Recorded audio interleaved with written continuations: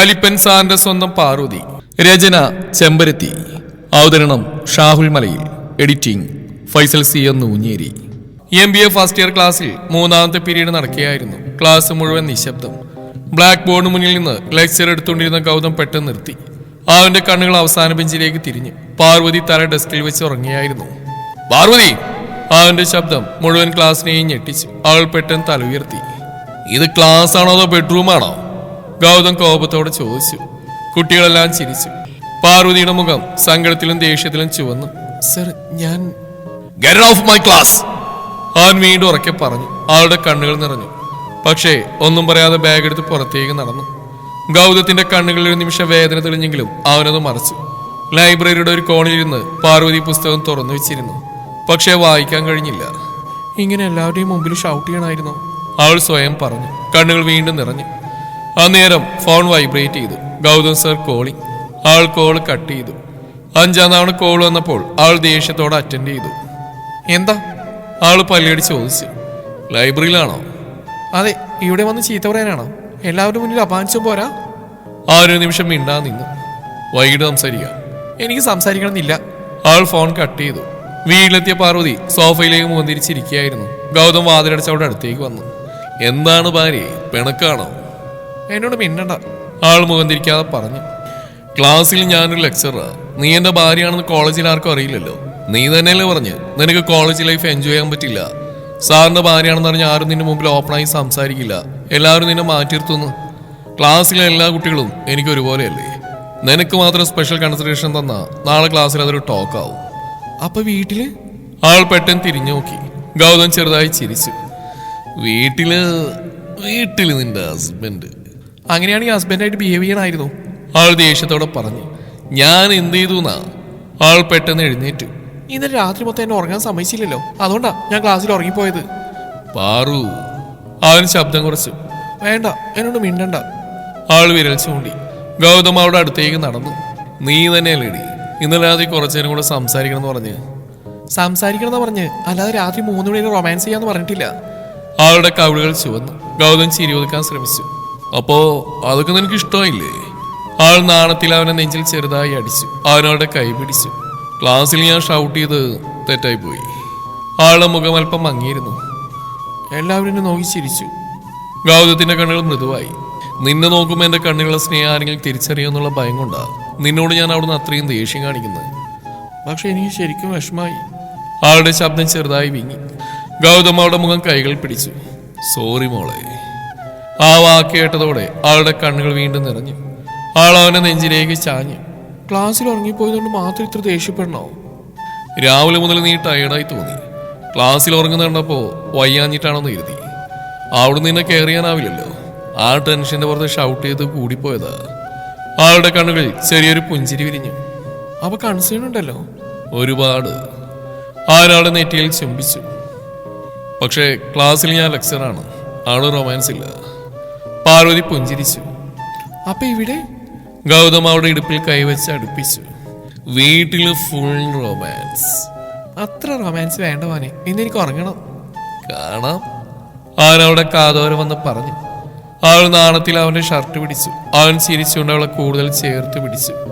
നാളെ ക്ലാസ്സിൽ വീണ്ടും ഉറങ്ങരുത് മിസ്സിസ് ഗൗതം. അപ്പൊ രാത്രി നേരത്തെ ഉറങ്ങാൻ വിടും മിസ്റ്റർ ലെക്ചർ. ഇരുവരുടെയും ചിരി ആ വീടൊട്ടാകെ നിറഞ്ഞു. ഇന്നത്തേക്ക് പണിഷ്മെന്റ് ഉണ്ട്. വൈകുന്നേരം ഭക്ഷണം കഴിഞ്ഞ ശേഷം പാർവതി കൈകെട്ടിയിരുന്നു. ഗൗതം ബുക്ക് മടക്കി അവിടെ നോക്കി. എന്ത് പണിഷ്മെന്റ്? ഞാനിന്ന് അമ്മയുടെ കൂടെ ഉറങ്ങും. ഗൗതത്തിന്റെ മുഖടനെ മാറി. പാറു? ഇല്ല, അവൾ ചിരി ഒളിപ്പിച്ച് പറഞ്ഞു. ക്ലാസ്സിൽ എല്ലാവരുടെയും മുന്നിൽ ഷൗട്ട് ചെയ്യുന്നതിനും പണിഷ്മെന്റ് വേണം. അതൊക്കെ കഴിഞ്ഞില്ലേ? എനിക്കിപ്പോഴും ദേഷ്യമുണ്ട്. അവൾ പില്ലോ എടുത്ത് നേരെ അമ്മൂമ്മയുടെ മുറിയിലേക്ക് നടന്നു. ഗൗതം അവൾ നോക്കി നിൽക്കുകയായിരുന്നു. അമ്മൂമ്മ കിടക്കിലിരുന്ന് ജപമാല ചൊല്ലുകയായിരുന്നു. എന്താ മോളെ, ഇന്ന് ഇവിടെയാണോ? പാർവതി ചിരിച്ചു. അതെ അമ്മമ്മ. അമ്മൂമ്മ കണ്ണാടി ആഴ്ത്തി അവളെ നോക്കി. വഴക്കായോ? കുറച്ച്. അമ്മൂമ്മ ചെറുതായി ചിരിച്ചു. പാർവതി നാണിച്ച് കിടക്കിലേക്ക് കയറി. 10 മിനിറ്റ് പോലും കഴിഞ്ഞില്ല. ഗൗതം വാതിൽ പതുക്കെ തുറന്നു. അമ്മൂമ്മ ചിരി ഒളിപ്പിച്ചു. എന്താ മോനെ? പാറു, എവിടെ എന്റെ കീ കാണുന്നില്ല. പാർവതി കണ്ണുകൾ വലുതാക്കി അവനെ നോക്കി. ഇതിലും നല്ല കള്ളം കിട്ടിയില്ലേ? ആള് മനസ്സിൽ പറഞ്ഞു. ഈ രാത്രി ഇത് കീ എടുത്ത് എങ്ങോട്ട് പോകാനാടാ? അത് പിന്നെ അമ്മമ്മ ചിരിയടക്കാൻ ശ്രമിച്ചു. എനിക്കെല്ലാം മനസ്സിലാവുന്നുണ്ട് പാറു, നീ അവന്റെ കൂടെ പോ. ഇല്ല മൂമ്മ. പോ മോളെ, ഇല്ലെങ്കിൽ രാത്രി മുഴുവൻ കീ അന്വേഷിച്ചുകൊണ്ടിരിക്കും ഇവൻ. ഗൗതം ചിരി ഒളിപ്പിച്ച് തല താഴ്ത്തി. പാർവതി നാണത്തിൽ ചുവന്നു. അവൾ എഴുന്നേറ്റ് പുറത്തേക്ക് നടന്നു. റൂമിൽ കയറി ഉടനെ പാർവതി അവനെ നോക്കി കണ്ണുരുട്ടി. എന്താ ഇത്, ഒരു നാണമില്ല. അമ്മമ്മ എന്ത് കരുതി കാണും? ഗൗതം ഡോർ ലോക്ക് ചെയ്ത് അവളുടെ അടുത്തേക്ക് നടന്നു. എന്ത് കരുതാൻ, ഞാൻ നിന്റെ ഭർത്താവാ, അല്ലാതെ കാമുകനൊന്നുമല്ല. അവൻ ചിരിച്ചുകൊണ്ട് അവിടെ അരികിൽ കൈവച്ചു. നിന്റെ ചൂടും മണമില്ലാതെ എനിക്ക് ഉറങ്ങാൻ പറ്റില്ല പാറു. അവനവിടെ കഴുത്തിൽ മുഖമമർത്തി. പാർവതിയുടെ ഹൃദയം ചെറുതായി വിറച്ചു. കള്ളൻ? അതെടി, നിന്റെ മനസ്സ് മോഷ്ടിച്ച കള്ളൻ. കുറച്ചൊന്നുമില്ലല്ലോ മോളിനെ പിന്നാലെ നടത്തിച്ചേ. നല്ലോണം കഷ്ടപ്പെട്ട് തന്നെയാ ഞാൻ നിന്നെ വളച്ചെടുത്ത്. അവൾ ചിരിച്ചു. ഇനി ഇത്ര സ്ട്രിക്റ്റ് ആവണ്ട കേട്ടോ. ഇന്നലെ രാത്രി ഞാൻ സ്ട്രിക്റ്റ് ആയിരുന്നോടി. അയ്യേ, ഞാൻ ക്ലാസ്സിലെ കാര്യം പറഞ്ഞേ. അവൾ നാണത്തിൽ തലതാഴ്ത്തി. ഗൗതം അവളുടെ താടി പിടിച്ച് മുഖമുയർത്തി. പറു, ക്ലാസ്സിൽ നിന്ന് എത്ര കഷ്ടപ്പെട്ടാ നിന്നെ നോക്കാതെ ഞാൻ കൺട്രോൾ ചെയ്യുന്നതെന്നറിയോ? ആ ഫീലിങ്സ് പുറത്തു വരാതിരിക്കാനല്ലേ ഞാൻ നിന്നോട് സ്ട്രിക്റ്റ് ആവുന്നേ. അവൾ പതുക്കെ അവന്റെ നെഞ്ചിലേക്ക് ചാഞ്ഞു. ഇന്നെനിക്ക് നേരത്തെ ഉറങ്ങണം, ഇല്ലെങ്കിൽ നാളെ ക്ലാസ്സിൽ നിന്ന് ഉറങ്ങേണ്ടി വരും. ഗൗതം ചിരിച്ചു. ഉറങ്ങാം, പക്ഷേ ആദ്യം ഒരു ഹഗ്. അതിൽ നിർത്തണം. ഓക്കെ, ഒരു കിസ് കൂടി. അവൻ ചിരിച്ചുകൊണ്ട് അവളുടെ കവിളിൽ ചുംബിച്ചു. പാർവതി അവന്റെ ഷർട്ട് പിടിച്ച് മൃദുവായി ചോദിച്ചു, സത്യമായിട്ടും എന്നെ കൂടാതെ ഉറങ്ങാൻ കഴിയില്ല? ഗൗതം അവളുടെ നെറ്റിയിൽ ചുംബിച്ചു. നിന്നെ കെട്ടിപ്പിടിക്കാൻ എനിക്ക് ഉറക്കമില്ലടി. ഗൗതം പതുക്കെ അവളുടെ മുടിയിൽ വിരലുകൾ ഓടിച്ചു. ഗൗതം സാറ് ഭയങ്കര സ്നേഹത്തിലാണല്ലോ. ഗൗതം ഉടനെ അവളുടെ മുഖത്തേക്ക് നോക്കി. ഇത് കോളേജാണോ? പാർവതി ചെറുതായി ചിരിച്ചു. അല്ല. അപ്പൊ പിന്നെ സാറിന് എന്തിനാ വിളിക്കുന്നേ? അവൾ നാണത്തിൽ മുഖം മറച്ചു. ശീലായിപ്പോയി. ഗൗതം അവളുടെ താടി പിടിച്ച് മുഖമുയർത്തി. സാറൊക്കെ അങ്ങ് കോളേജില്, ഇവിടെ ഞാൻ നിന്റെ ആരാ? പാർവതിയുടെ കവിളുകൾ ചുവന്നു. എന്റെ ഹസ്ബൻഡ്. ഗൗതം ചിരിച്ചു.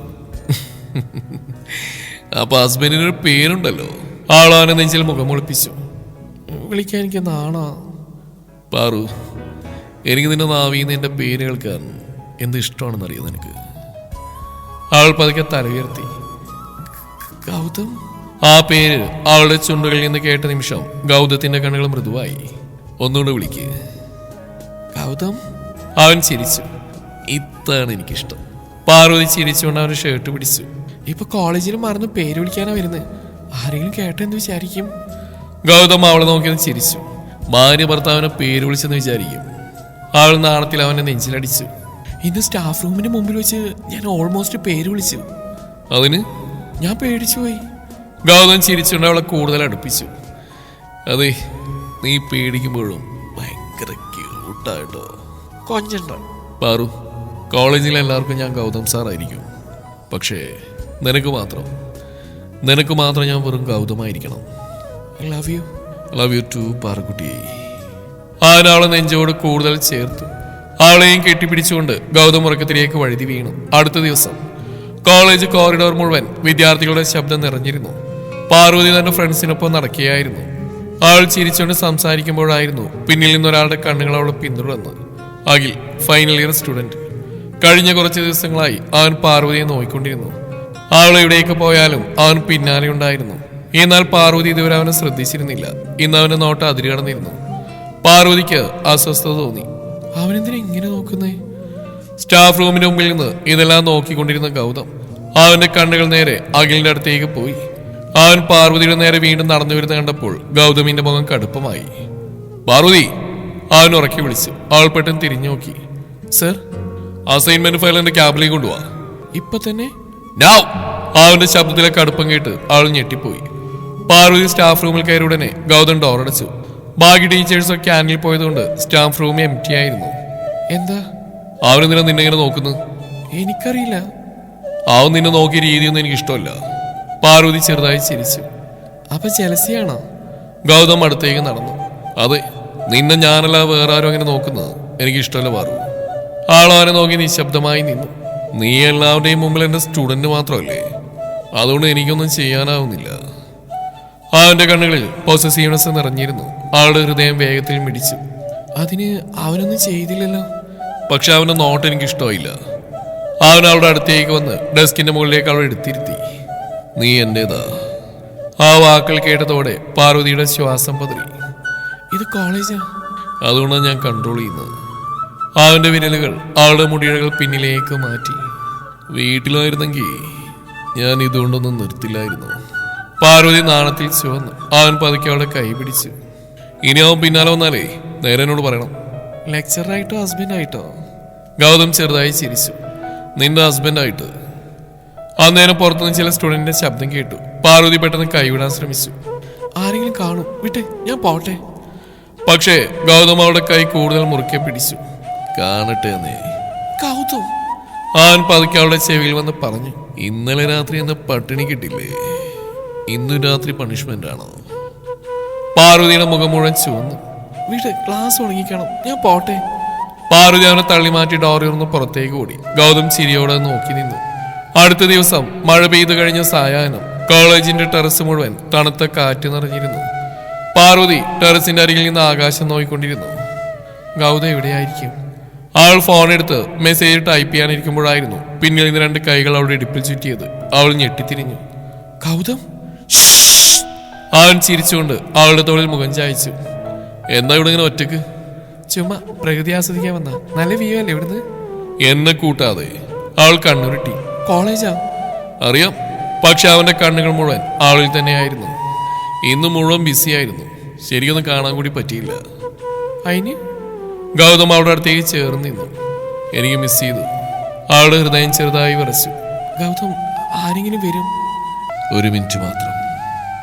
അവൻ പതുക്കെ അവളുടെ മുഖം കൈകൾ പിടിച്ചു. പാറു.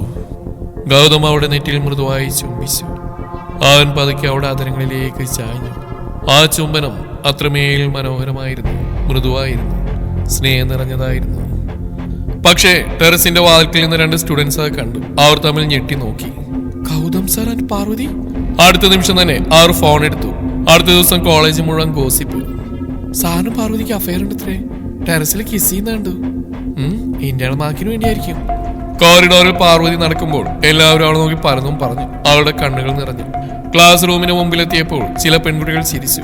ഗൗതം സാർ മാത്രമേ ഉള്ളോ, അതോ വേറെ ഏതെങ്കിലും സാറായിട്ടുണ്ടോ? ആ വാക്കുകൾ പാർവതിയുടെ ഹൃദയം തകർത്തു. അവൾ നേരെ വാഷ്റൂമിലേക്ക് ഓടി. കണ്ണുനീർ നിർത്താൻ കഴിഞ്ഞില്ല.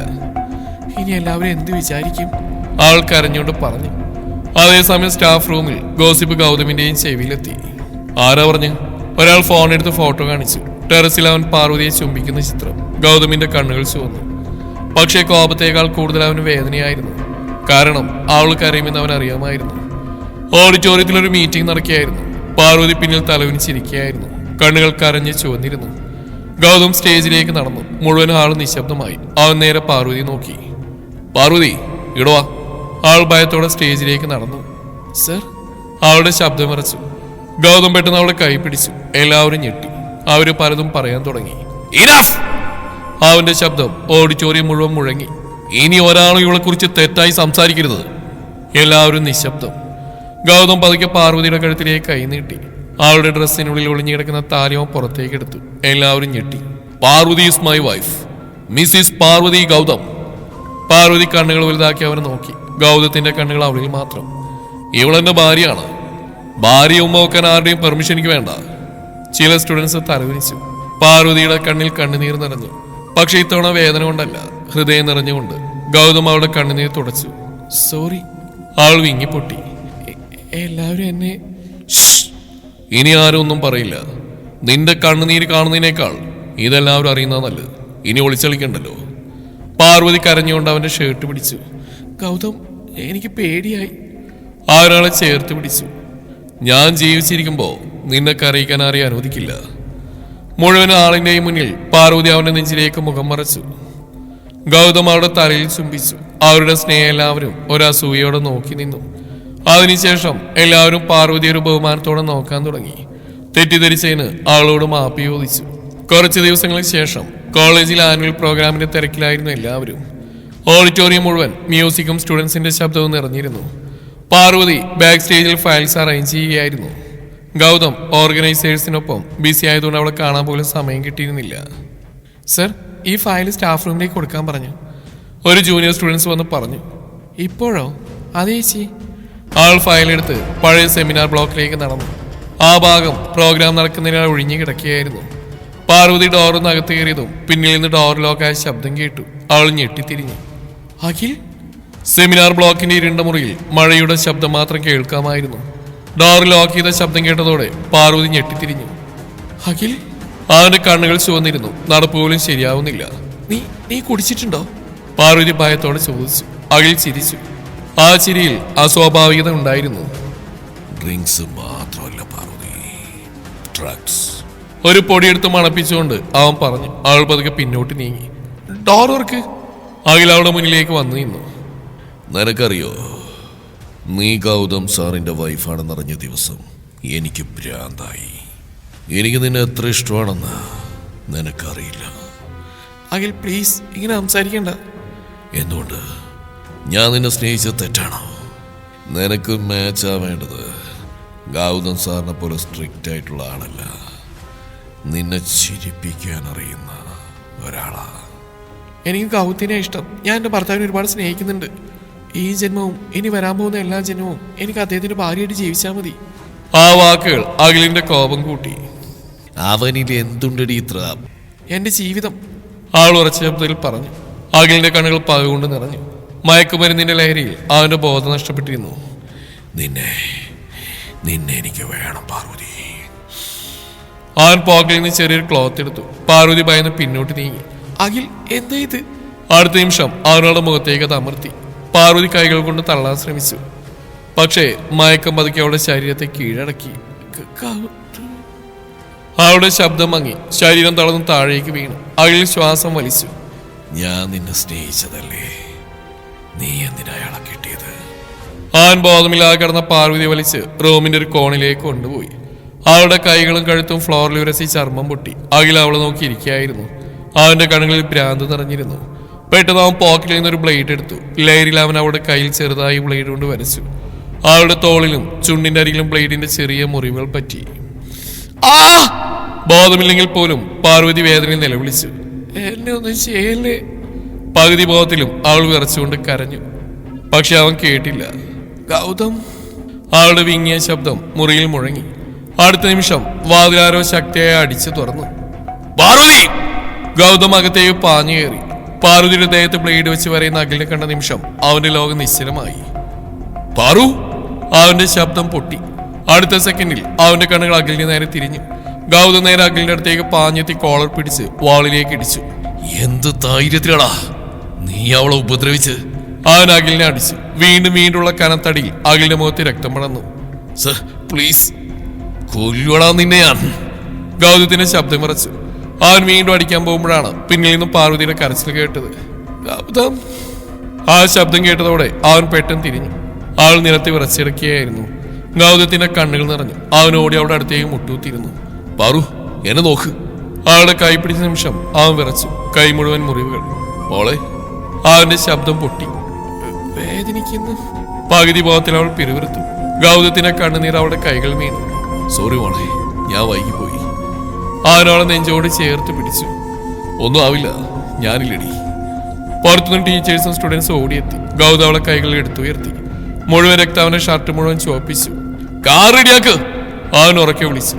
മഴയിലൂടെ അവൻ അവളെ നെഞ്ചോട് ചേർത്ത് ഹോസ്പിറ്റലിലേക്ക് ഓടി. ഗൗതം അവളുടെ നെറ്റിൽ വിറച്ചുകൊണ്ട് ചുംബിച്ചു. സോറി മോളെ, എനിക്കിന്നെ ശ്രദ്ധിക്കാൻ പറ്റിയില്ല. ഹോസ്പിറ്റൽ മുറി മുഴുവൻ നിശബ്ദമായിരുന്നു. ഗൗതം മരുന്ന് വാങ്ങാൻ പുറത്തുപോയതായിരുന്നു. മയക്കമിട്ടെഴുന്നേറ്റ പാർവതി കണ്ണാടിയുടെ മുമ്പിൽ പോയി നിന്നു. അവൾ തന്റെ കൈകളിലെ ചുവന്ന പാടുകൾ നോക്കി. കഴുത്തിനരികിലെ ചീർത്ത പാടുകൾ, ചുണ്ടിനരികിലെ പൊട്ടിയ പാട്. ഓർമ്മകളെല്ലാം മങ്ങിയിരുന്നു. അഖിൽ, ആ മുറി, ശരീരം തളർന്ന്. അവളുടെ ശ്വാസം വേഗത്തിലായി. അവൻ എന്നെ... അവളുടെ കണ്ണുകൾ നിറഞ്ഞു. ശരീരം വിറക്കാൻ തുടങ്ങി. അഖിൽ തന്നെ നശിപ്പിച്ചെന്ന ചിന്ത അവളുടെ മനസ്സിനെ മരവിപ്പിച്ചു. എന്റെ കൗതുകത്തിന് മാത്രം അവകാശപ്പെട്ട ശരീരം, ഇനി എനിക്ക് അവന്റെ ഭാര്യയെ ജീവിക്കാനുള്ള അർഹതയില്ല. ആൾ വിറച്ചുകൊണ്ട് കട്ടിലിനരികിലേക്ക് നടന്നു. മേശപ്പുറത്തിരുന്ന കത്തിയോടെ കണ്ണിൽ പെട്ടു. കൈകൾ വിറച്ചു. ഇങ്ങനെ ജീവിക്കുന്നതിനേക്കാൾ നല്ല മരിക്കുന്ന. ആൾ കത്തി കയ്യിൽ വെച്ച് കണ്ണുകൾ അടച്ചു. സോറി ഗൗതം. ആൾ കൈ മുറിക്കാൻ ശ്രമിച്ചു. ഗൗതത്തിന്റെ ശബ്ദം മുറിയാകെ മുഴങ്ങി. പാർവതി! അവൻ ഓടി വന്ന് അവളുടെ കയ്യിൽ നിന്നും കത്തി തട്ടിയെടുത്തു. അടുത്ത നിമിഷം അവന്റെ കൈ അവളുടെ കവിളിൽ പതിച്ചു.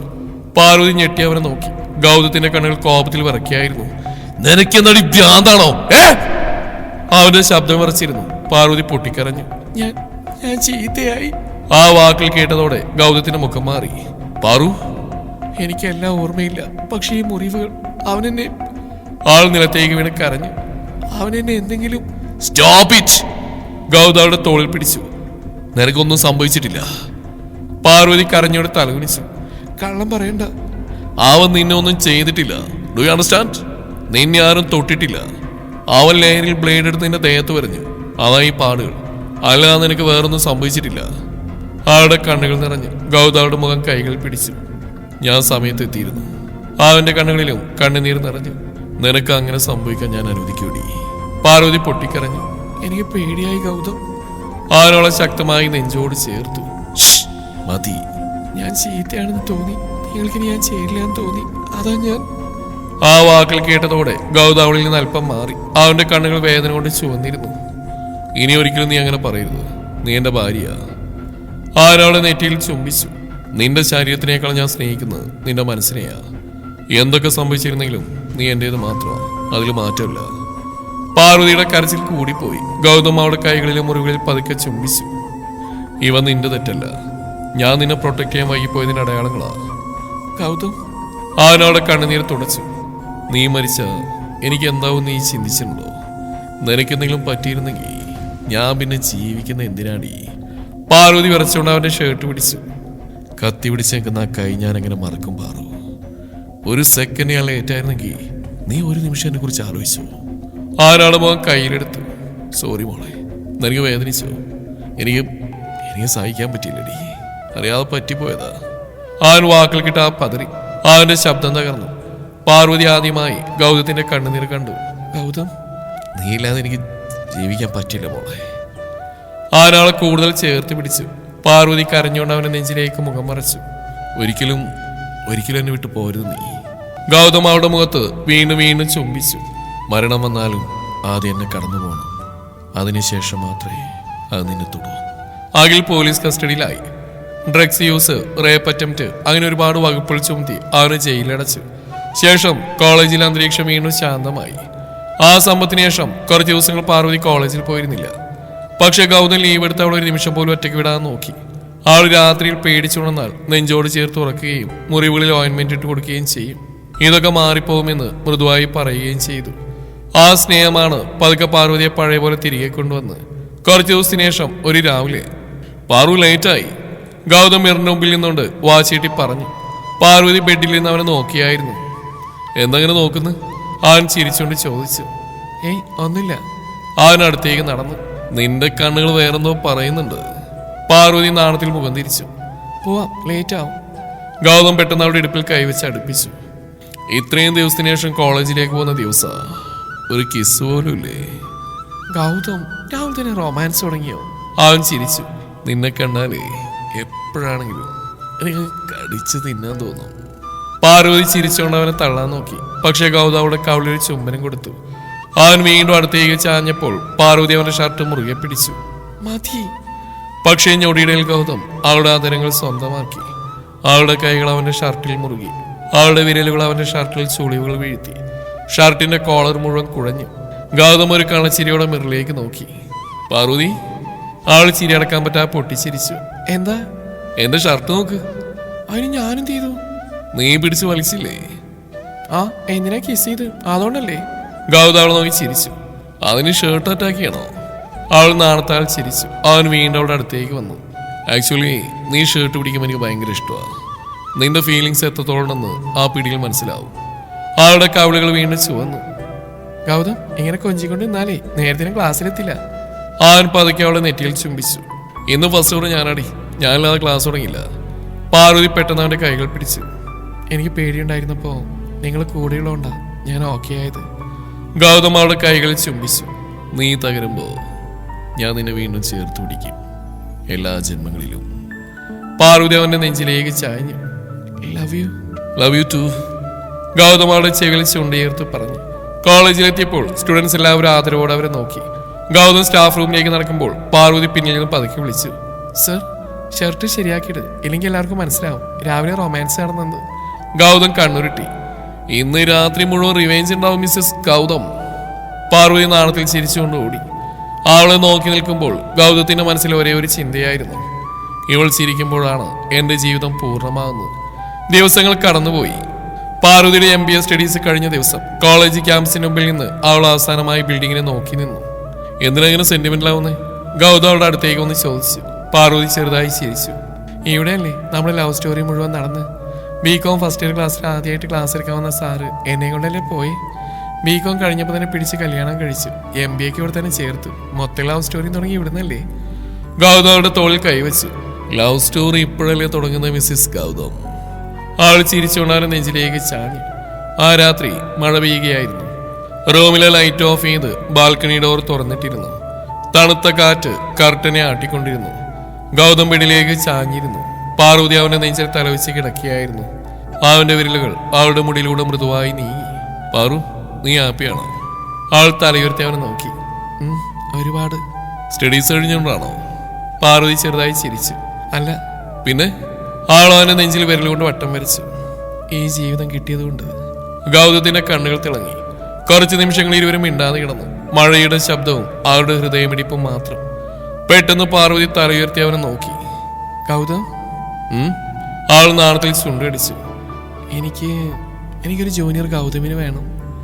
ഒരു നിമിഷം ഗൗതം അവളെ നോക്കി നിശബ്ദമായി നിന്നു. പിന്നെ പെട്ടെന്ന് ചിരിച്ചു. ആ, ഇപ്പൊ തന്നെ റെഡിയായി തരട്ടെ? പാർവതി നാണത്തിൽ അവന്റെ നെഞ്ചിൽ ചെറുതായി അടിച്ചു. ഞാൻ കാര്യമായിട്ട് പറഞ്ഞ. ഗൗതം അവളുടെ അരയിൽ കൈ ചുറ്റി പിടിച്ചു. ജൂനിയർ ഗൗതം മാത്രം മതിയോ? ജൂനിയർ പാർവതി വേണ്ടേ? അത് പിന്നെ. ആൾ നാണത്തിൽ മുഖം മറച്ചു. ഗൗതം ചിരിച്ചുകൊണ്ട് അവളെ നെറ്റിയിൽ ചുംബിച്ചു. എന്നെ പോലെ കലിപ്പനായ കുഞ്ഞാണെങ്കിൽ നീ തന്നെയാവും ബുദ്ധിമുട്ടുക. അല്ല, എന്റെ പോലെ ആയിരിക്കും. അപ്പൊ ഫുൾ വാശി. അമ്മയെ പോലെ ബ്യൂട്ടിഫുൾ ആണെങ്കിൽ മതി. അവൻ ചിരിച്ചു. പാർവതിയുടെ കവിളുകൾ വീണ്ടും ചുവന്നു. കൊഞ്ചണ്ട. സത്യം പറഞ്ഞ ആരാളുടെ മുഖം കൈകൾ പിടിച്ചു. പാറു, നമുക്ക് കുഞ്ഞു വന്നാലും നീ എനിക്ക് ഫസ്റ്റ് ബേബി ആയിരിക്കും. അവളുടെ കണ്ണുകൾ നിറഞ്ഞു. ഇങ്ങനെ സ്നേഹിക്കലേ ഗൗതം. നിന്നെ അല്ലാതെ വേറെ ആരെയും ഞാൻ സ്നേഹിക്കണ്ടേ? നീ എന്റെ ജീവിതമല്ലേടി. ആൾ അവന്റെ നെഞ്ചിലേക്ക് വീണ്ടും ചാഞ്ഞുകൊണ്ട് അവന്റെ കയ്യിൽ ചുംബിച്ചു. Love you. Love you more. Gautham പതുക്കെ അവളുടെ നെറ്റിയിലും കണ്ണിലും ചുംബിച്ചു. അപ്പോ ജൂനിയർ ഗൗതം പ്രൊജക്ട് സ്റ്റാർട്ട് ചെയ്യണ്ടേ? ഗൗതം. പാർവതി നാണത്തിൽ അവന്റെ ഷർട്ട് പിടിച്ചു. അവൻ ചിരിച്ചുകൊണ്ട് അവളെ കൂടുതൽ ചേർത്ത് പിടിച്ചു. അതെ, നീ ഇങ്ങനെ ഷർട്ട് പിടിക്കുമ്പോഴേ എനിക്ക് കൺട്രോൾ പോകുന്നുണ്ട് കേട്ടോ. അതെനിക്കറിയാം. ആഹാ, അപ്പൊ വേണമെന്ന് വെച്ചിട്ടാണോ? ആണല്ലോ. ഗൗതാളെ വീണ്ടും വീണ്ടും ചുംബിച്ചു. പുറത്ത് മഴ ശക്തമായി പെയ്തുകൊണ്ടിരുന്നു. പക്ഷെ ആ മുറിക്കുള്ളിൽ സ്നേഹത്തിന്റെ ചൂട് മാത്രം. ആ രാത്രി ഇരുവരും പരസ്പരം ചേർന്ന് കിടക്കുമ്പോൾ ഗൗതത്തിന്റെ മനസ്സിൽ ഒരേ ഒരു ചിന്തയായിരുന്നു. ഈ പെൺകുട്ടി വന്ന ശേഷമാണ് എന്റെ ജീവിതത്തിന് അർത്ഥമുണ്ടായത്. പാർവതി കണ്ണുകൾ അടച്ചവന്റെ ഹൃദയമിടിപ്പ് കേട്ടുകൊണ്ട് പുഞ്ചിരിച്ചു. കാരണം ആൾക്കറിയാമായിരുന്നു, ഏത് ജന്മമായാലും ആളുടെ വീട് ഗൗതത്തിന്റെ നെഞ്ചു തന്നെയായിരിക്കുമെന്ന്.